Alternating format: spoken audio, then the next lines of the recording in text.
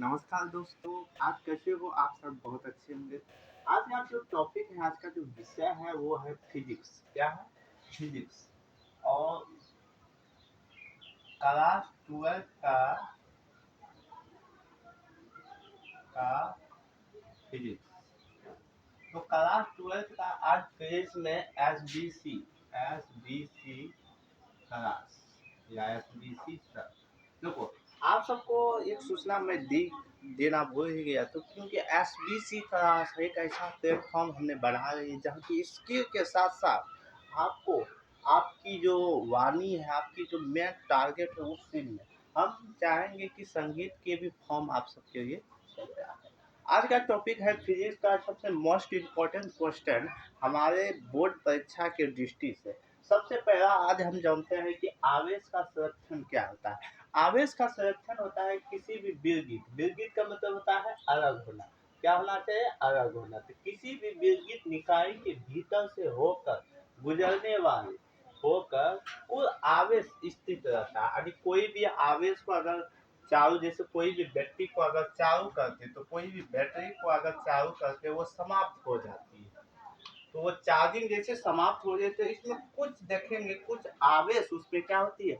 स्थित रहता है। तो बैटरी के समय क्या होता है? जो भी आवेश होता है वो स्थित रहता है, उसी को हम क्या कहते हैं? विद्युत का संरक्षण कहते हैं। क्या कहते हैं? विद्युत का संरक्षण। तो ये आपको समझ आ गई है, किसी भी विद्युत निकाय के होकर कोई आवेश स्थित रहता है उसी को संरक्षण प्रदान करते हैं। अगला है अध्यारोपण। अध्यारोपण के माध्यम से आप समझ सकते हैं, यदि किसी आवेश का Q आवेश के निकाय Q1 Q2 Q3 पर स्थित होते हो तो परावैद्युकता F1 F2 के रूप में कूलॉम के रूप में किया जा सकता है। इसे अध्यारोपण कहते हैं। मतलब कहने का अर्थ है, जैसे ये Q आवेश कोई क्या है? मीटर से तार, यहाँ से हम क्या बन रहे थे? Q1 भी जोड़ सकते हैं, Q2 भी जोड़ सकते हैं Q2 से।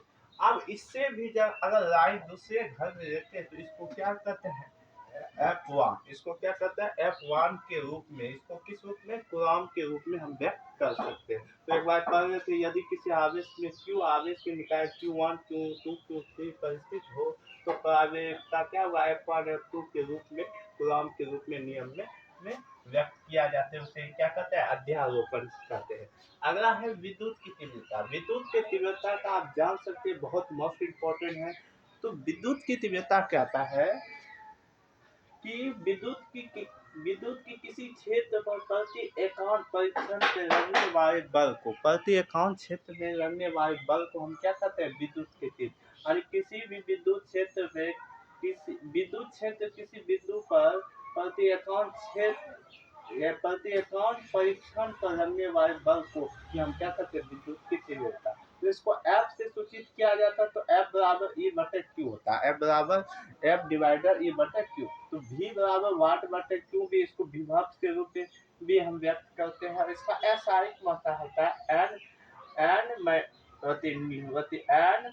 यानी न्यूटन बटे कूलॉम का -1 होता है। न्यूटन मीटर कूलॉम -1 होता है। यहाँ इसको इस रूप में करते तो N बटे C, तो N बराबर क्या? C बटे 1।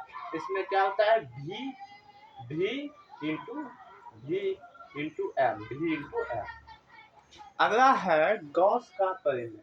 गॉस का परिमेय कहता है जब बिंदु गोले के अंदर स्थित होता है, अंदर मतलब उसके नीचे जब स्थित रहता है, तो कुल विद्युत भास्कर क्या होता है? पाई बराबर इप्सिलॉन नॉट क्यू का होल स्क्वायर होता है। पाई बराबर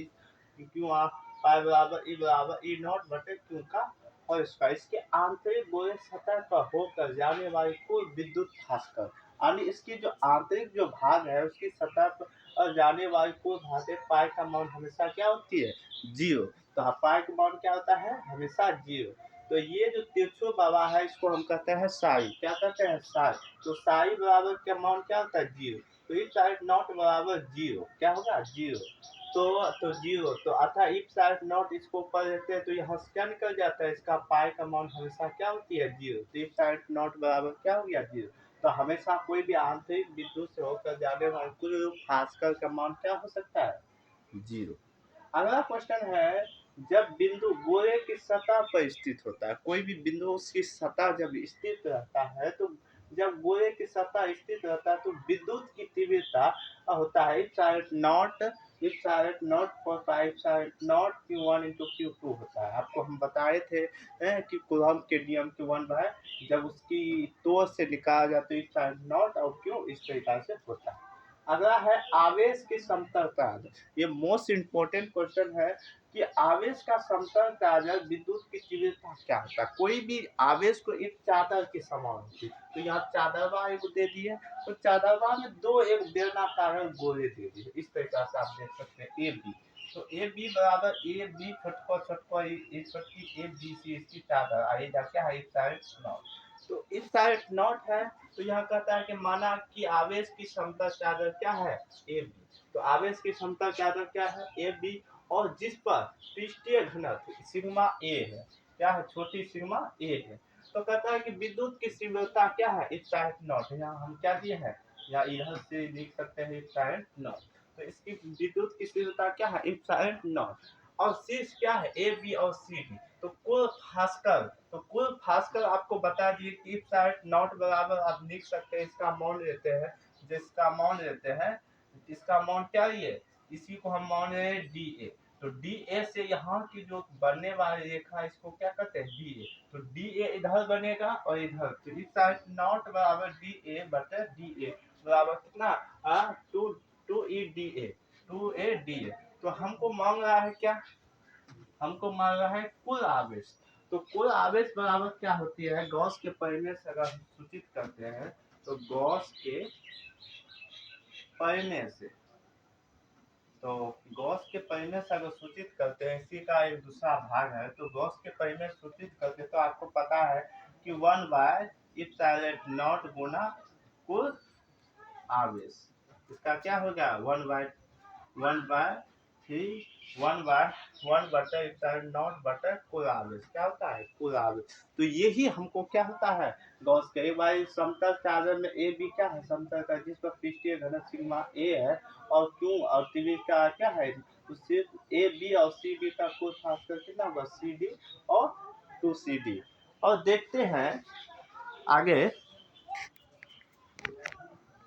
चलिए। तो कुल आवेश देखिए, कुल आवेश कितना है, तो 1/इप्सिलॉन नॉट कुल आवेश हमको क्या सिग्मा ए दिए, तो यहाँ क्या लिखेंगे 6 सिग्मा ए, क्या लिखेंगे 6 सिग्मा ए। तो 1 यहाँ लिखेंगे 6 सिग्मा ए बटे इप्सिलॉन।